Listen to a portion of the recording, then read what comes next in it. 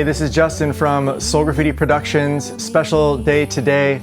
Heather Normandale is about to release a new song called Oxygen, and she's here speaking with Tyler Blue about the new song and also what she's up to these days with her music. Please welcome Tyler and Heather. Before a week ago, Heather, I honestly had never even heard of you. And thanks to Justin, now I've completely taken a deep dive into the world of Heather Normandale music. And it's been exhilarating. Listening to your two albums and some of your other projects gives me a sense of knowing you. Do you feel like there's a separation between Heather Normandale, the person, and Heather Normandale, the musician? I don't think there's very much difference between them because I use music as like a personal tool for understanding the world, and I think based on like playing shows and interacting with people who like the music, it seems that people like similar things as me from the music. Like, it's meant to be kind of introspective and guidance oriented, and so I think that's just part of who I am as a person too. So maybe it's just an extension. I had a feeling you would say that because your music seems so personal, and it's, it just becomes all consuming in a way. And I wonder, with the way things have been this past year, not being able to play as much, not being able to travel as much, has it been more of a concerted effort to stay tapped in with that part of yourself and your identity as a musician? No, I think it's been easier. I think being in the world of music, a lot of times I'm running around trying to keep up with other, music on other people's terms. Like I want to play, I want to participate, I want to play at shows and venues and be around people, sharing, making that effort to meet more people and get the music out there. And sometimes that doesn't always align with the personal process of, pulling the music out, like nurturing the muse, and leaving time for, being in nature and doing the things that inspire me. I noticed that when Shelter in Place started, I was doing a lot of hiking, and something about the hiking and Buddhism podcasts and just like space from the constantly, the hamster wheel of balancing all the things to keep it going. I was like, I'm supposed to do nothing now. And there's all this stuff that comes out of nothing when you stop long enough, So it's been good for me musically. That's encouraging that there's a silver lining in that process. And I've been hearing that from other musicians too, But it does make you shift gears. And I wonder, are there other practices or inspirations that you've drawn from throughout that time to spark you? Yeah, I do a lot of voice work, like meditative voice work. I studied classical Indian music for a little bit, and so I really like the way that music theory is structured and talked about, and sometimes I'll go back to that to look at something familiar from a less familiar perspective, and just to work on voice technique and my connection to nature through my connection to myself. I saw in your bio that you grew up in South Florida, and as did I. I'm from Miami. Oh, cool. Yeah. How would you say that your roots shaped you from being in that area? I think I had a great childhood in Florida because being in a place that it was warm all the time, and it was a relatively, it was a safe town, and I would ride my bike everywhere. There was a beach, access to water that's warm and very swimmable. There's a lot of rivers there. So I think I had a lot of outdoorsy fun as a kid. And when I moved here, there's a lot of great outdoorsy fun here too. But I had this longing for that blue water, like this color. And that influenced that kind of obsession with water that I remember like being so immersed as a kid in it. That's influenced my music a lot. Like I made a whole album about it. But I think that became a really fun model for me as a way to, pull out like what my inspirations are, my memories, and kind of process them, and then make them future oriented or like, help turn past experiences into like a compass for finding what's right for me. It's amazing how we process everything, past, present, even future into our creative endeavors, and I see that you're really good at that. Thank you. Was there a certain memory from when you were young of hearing music, hearing a song where something clicked with you of just being like moved in such an emotional way that where you could tell that there was something different about you and your relationship with music? Oh, interesting.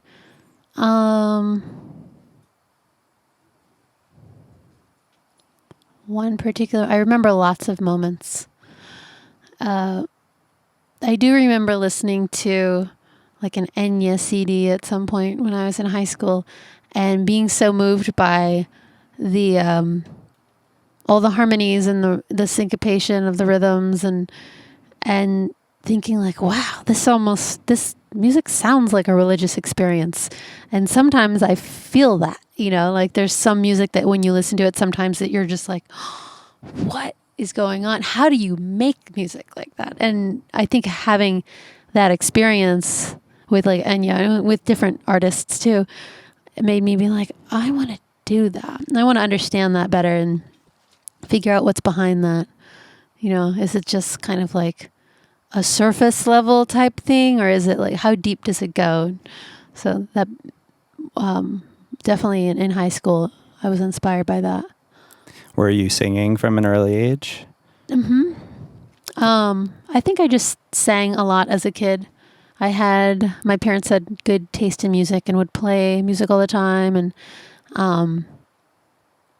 lots of fun interactive like musical games and things like that. But they weren't professional musicians or anything. They were just really comfortable enjoying themselves with music. And so I did that too. And I think it's silly, I had a cute experience as a kindergartner where my teacher singled me out because I would always sing in the playground, and she'd be like, oh, you sing really nicely. Would you do a solo at your graduation? And I was like, sure.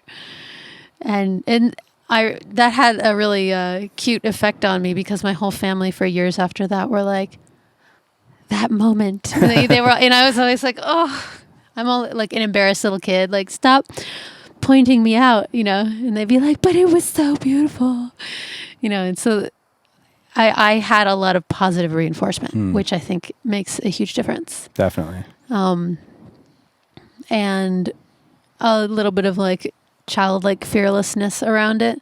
So, I sang when I was really young, and then I kind of stopped for a while and then got back into it in high school. At what point did you realize that nurturing your talent with training was going to be an important part of the process? I see that you've committed yourself to that side of things as well.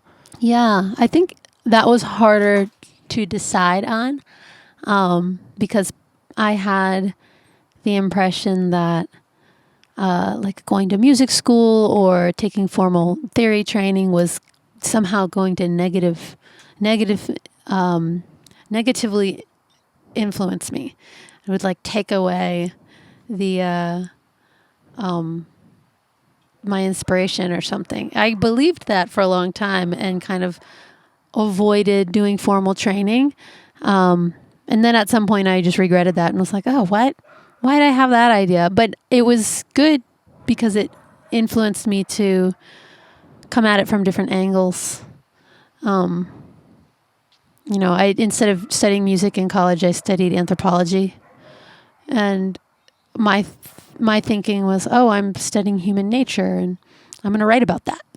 Use it as, inspiration on how to write cool songs instead of, dorking out on the musical part of it. But as then the last bunch of years, I've definitely dorked out on the on the theory and everything, and have had a lot of fun understanding the mathematics of music. Where did you go to college? New College of Florida in Sarasota.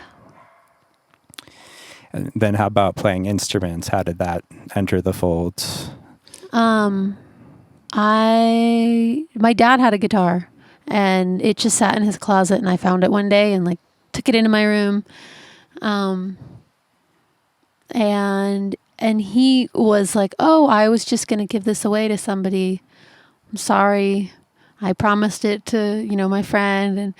And he's like, you don't want the guitar. It's not worth anything. And it made me really mad. And he's like, oh, do you want a guitar? Oh, do you want to get a job and raise some money and then we'll buy you a new one?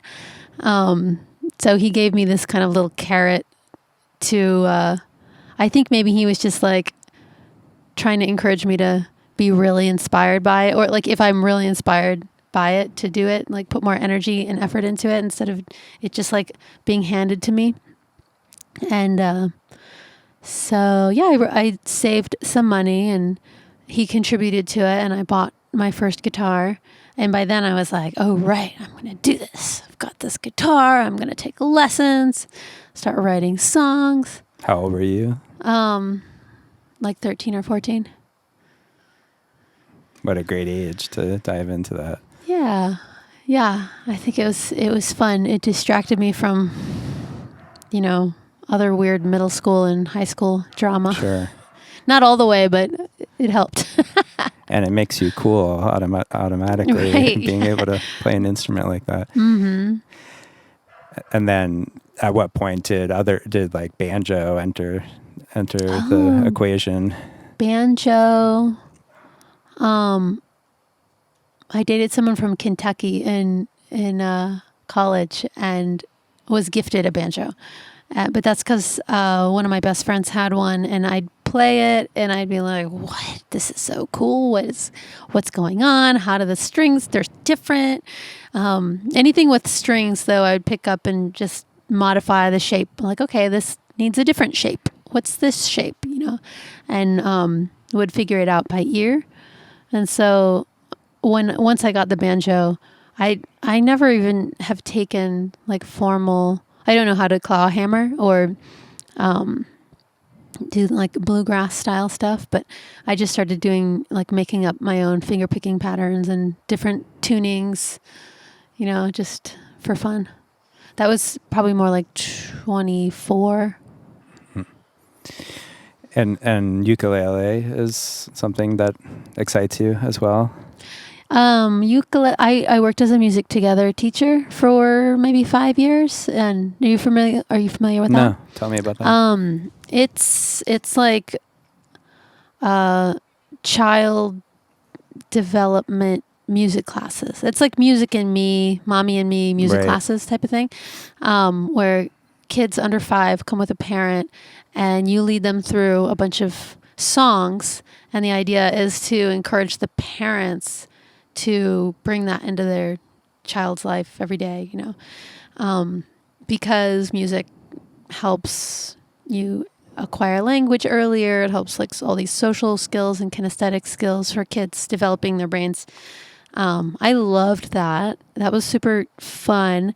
And I would ride my bike and take the BART, take public transit to these classes to teach. And my guitar was just, I was like, I can't handle the guitar. I have this expensive guitar and there's these toddlers like smacking it and drooling on it and everything. So I was like, I need a cheap ukulele. So it was great because then I had this super mobile, inexpensive instrument that still sounded beautiful. And it just inspired me to write with it because I'd have it with me more often when I was like biking around. So. And another reason why you connect with Justin, I'm sure, with his love for the uke. Mm-hmm. Yeah. That's cool that he's teaching people and spreading the joy of that instrument. Yeah. Yeah. Yeah, and I had a grandmother who lived in Oahu for like 20 years, and so it was fun. Years ago I went on a bike tour with Justin in Oahu, and pretty sure we had ukuleles with us and played at a bunch of schools on the way. So yeah, it's a little ukulele Hawaii connection that we've got. Well, that ukulele lead into Oxygen is just a real pivotal decision in establishing the mood of that song. And was that something that you knew that you had in mind, or did it just come together in the studio? That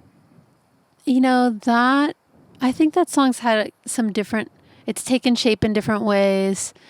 Most of what I think inspired me about that song were the harmonies with Justin and Marion and I, and we played it a number of times, around on the front porch and with the cajon and with the bass and made some rough recordings. Probably like 2 years ago, we started just playing it, and I loved the recording we made at that time so much that I was like, oh, how could it get better than this? It's just like very soft and gentle. And so it made it hard for me to be happy with like how we're going to do it in the studio. Because that, how you make something informal and it's like perfect, and it's really hard to like get that again. I do. So we've worked on tracks on that song without like, okay, this is a deadline, just like really informally for, I guess it's probably been 2 years. And, in the last maybe 4 months or so, finalized stuff, and, Justin's work with Oz Fritz, it inspired him like, oh, we should have Oz finish this. And I think he influenced taking some of the parts out. Like there was some extra percussion in there, and he simplified it a lot and brought out certain parts of it that, it really did a good justice to the song. His choice of like taking some things out, and I actually don't know who decided to add the bowing, if it was Justin or Oz, but that was another aspect. The upright bass, the bowing moments were really good, I thought. Definitely. But ukulele, I wasn't sure if I was going to do ukulele or guitar, and I tried both, and I thought, oh, the uke. It's just uke and bass. That's kind of cool. Like this, deep bass sound with this like light feathery ukulele sound. It made a nice contrast with like our river of vocal harmonies in the middle. It gave a lot of space for the harmonies to really be dominant. Yeah, it's so simple and stripped down, but there's this deceptive intricacy at the same time. And when that bass comes in, it just really takes it to another level for sure.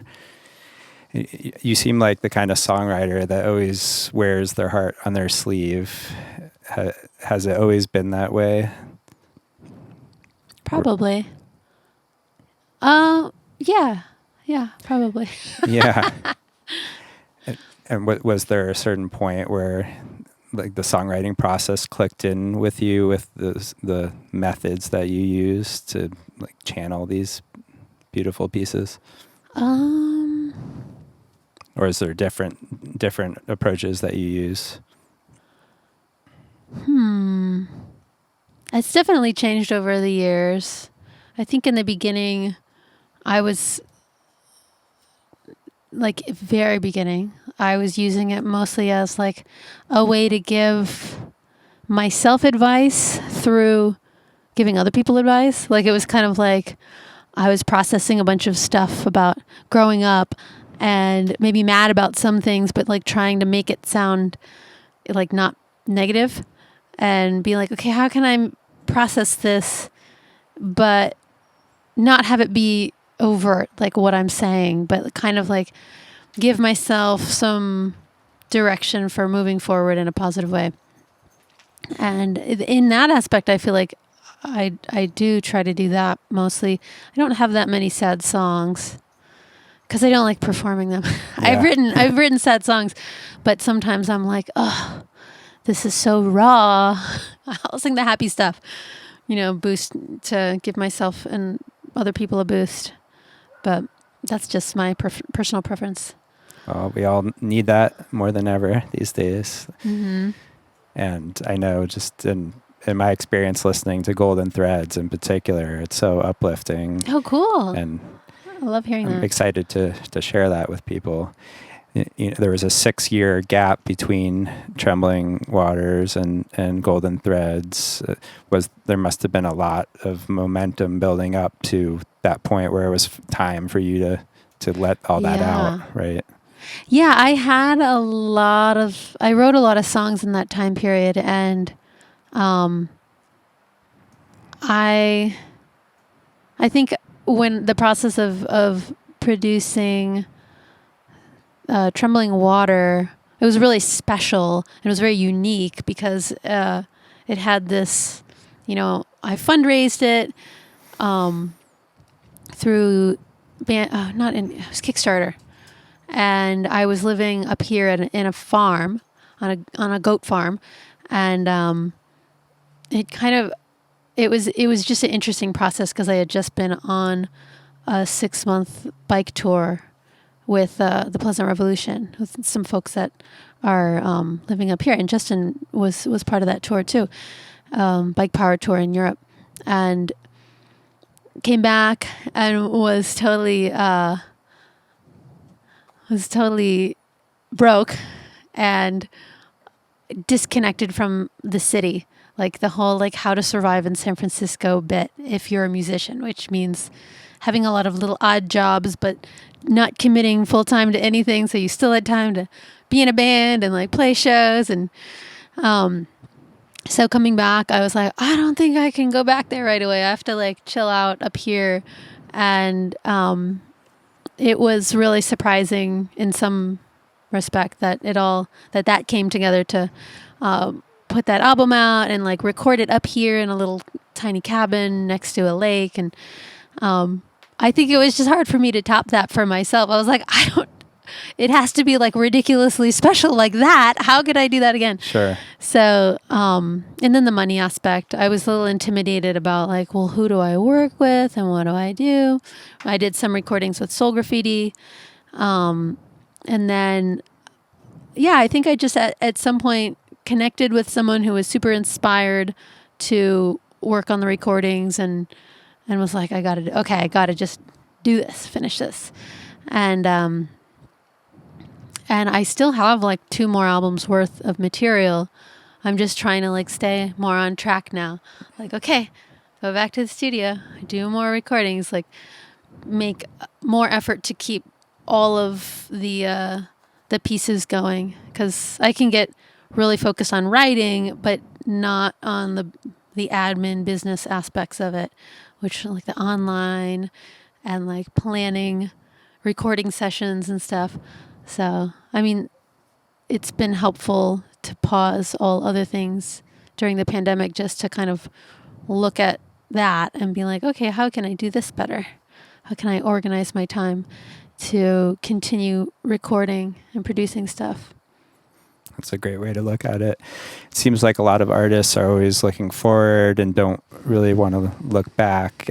How do you feel listening to Golden Threads? Do you still feel like, do you still resonate really strongly with that material, or are you like on to the next thing?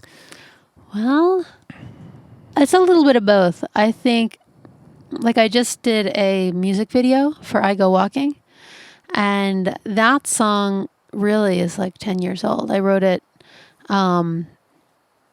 up here about 10 years ago, and it was going to be on Trembling Water, but it didn't make the cut. And so I was really excited to have that on Golden Threads. Marin and Justin sang on it. And I've still continued to be inspired to perform it and to like make a music video for it. So in some ways I'm very committed to even past songs. There's even a song on Trembling Water that I really want to make a music video for, just because it's still like the content still inspires me.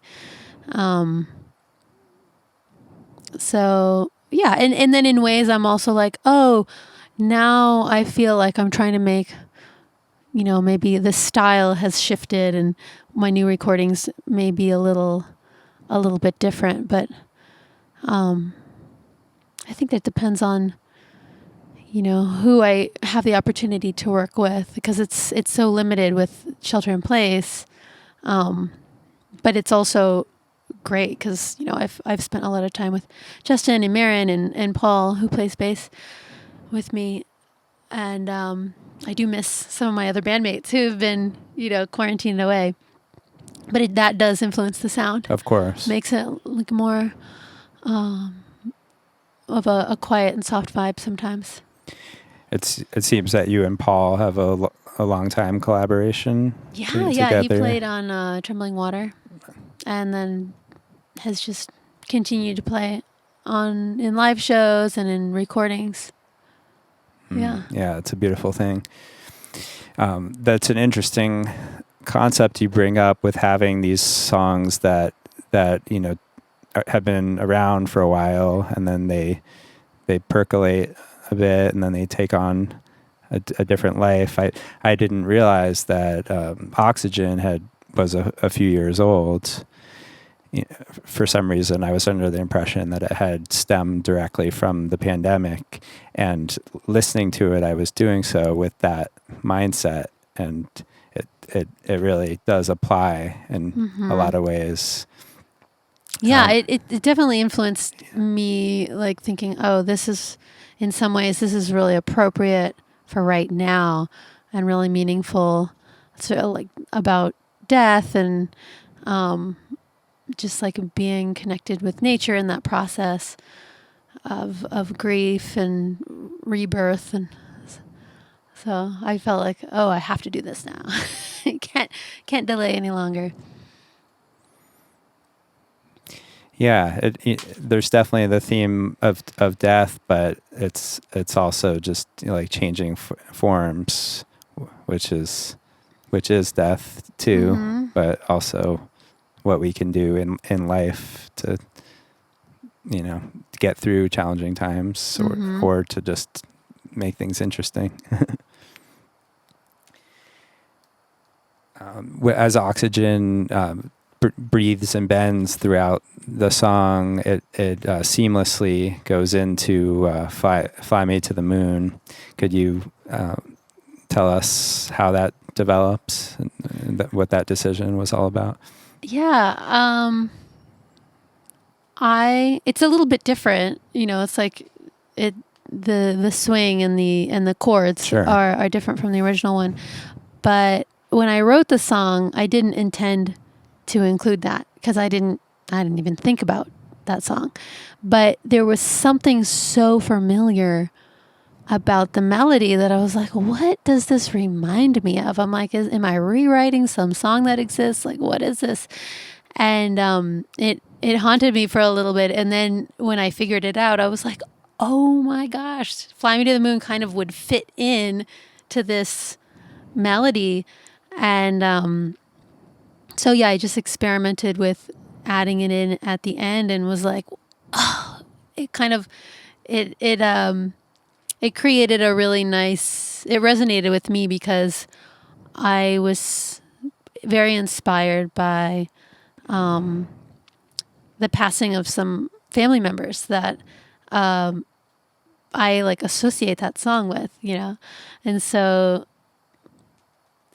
there was something very nostalgic about the song itself, and then throwing in that Sinatra reference, and I'm also from a town called Jupiter.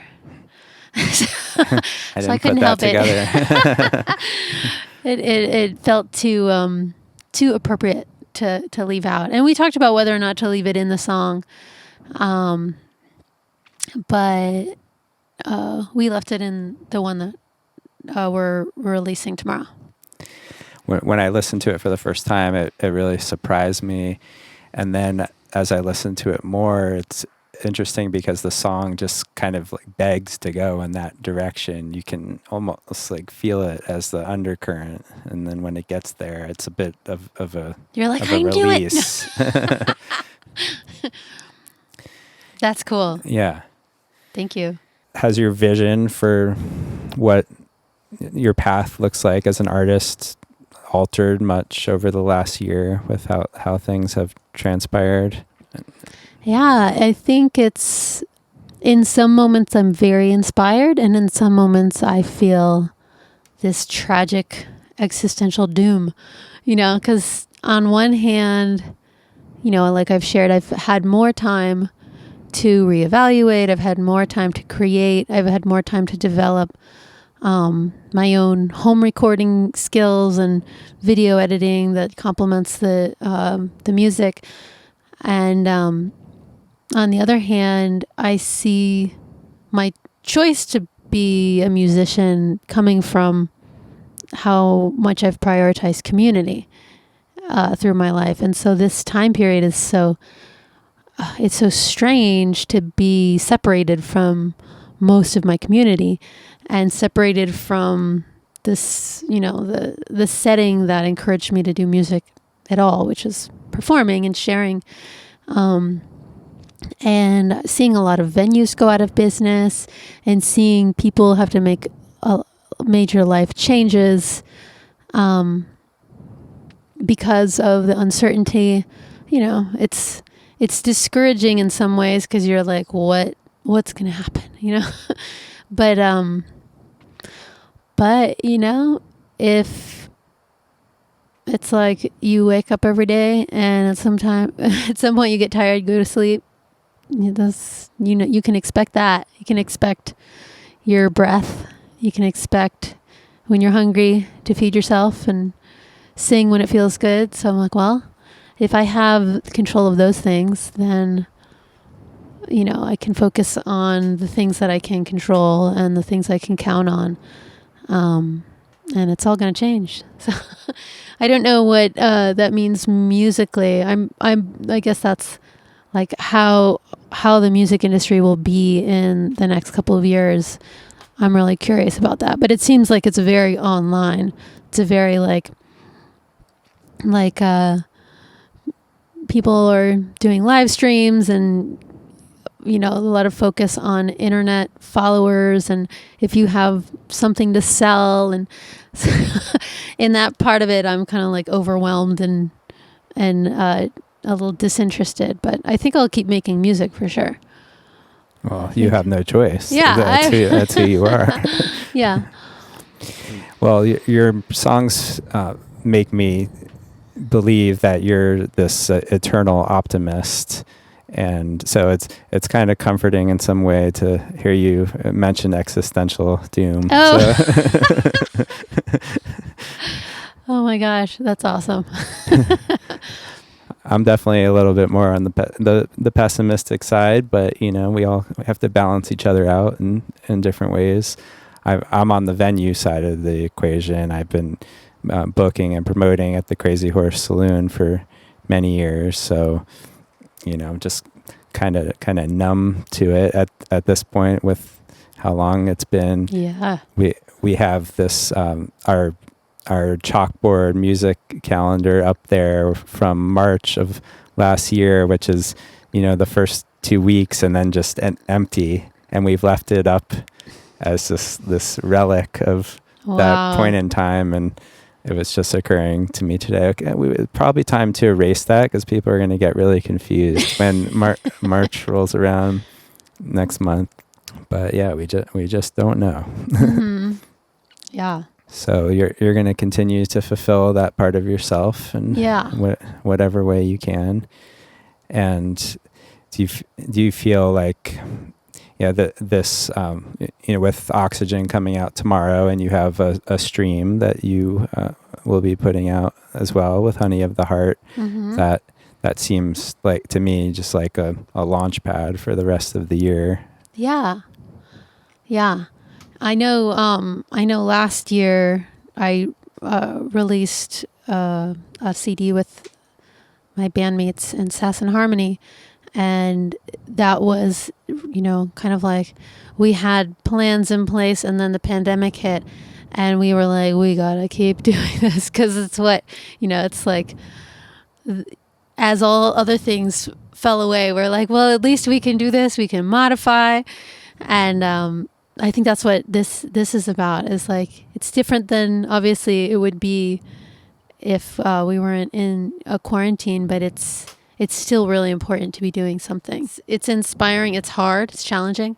All of these new skills that you kind of have to broadcast and edit and do it in this different way. I'm excited to continue just this trend of producing new music and staying connected in any way I can. And even if it's just touching a small group of people, it still feels so meaningful. Oh yeah, definitely. Like, I'm amazed if some people watch any of the videos, and I'm super grateful for that. And also just like glad that I can be a part of other people's lives. Thanks a lot, Heather. It's been great talking with you in this beautiful setting. Yeah, thank you very much. My pleasure. Sweet. That was Tyler Blue from Tapped Into the Source with Heather Normandale. We're Soul Graffiti Productions. Thank you guys for joining. Please like and subscribe. And if you haven't checked out Tapped Into the Source, please click the links below and it'll take you there. And please click the links as well to the Oxygen release of Heather Normandale coming out February 14th, 2021. So if it's past that date, you guys can actually listen to it right now. Take care. Oxygen.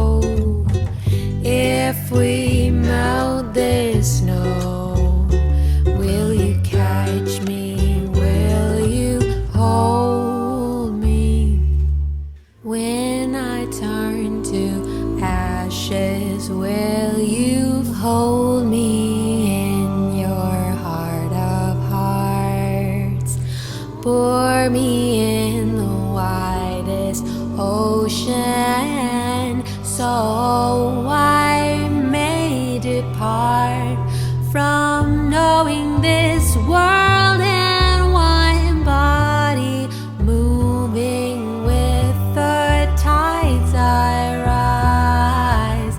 Someday soon I find myself falling in droplets from the sky.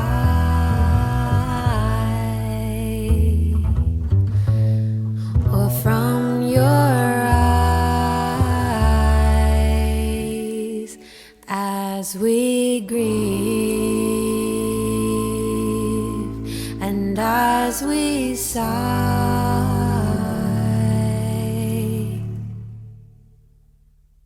hold me, hold me, hold me, hold me. I just want to know, in this ebb and flow, if we melt this snow, will you catch me? Will you hold me? Fly me to the moon and let me dance among the stars.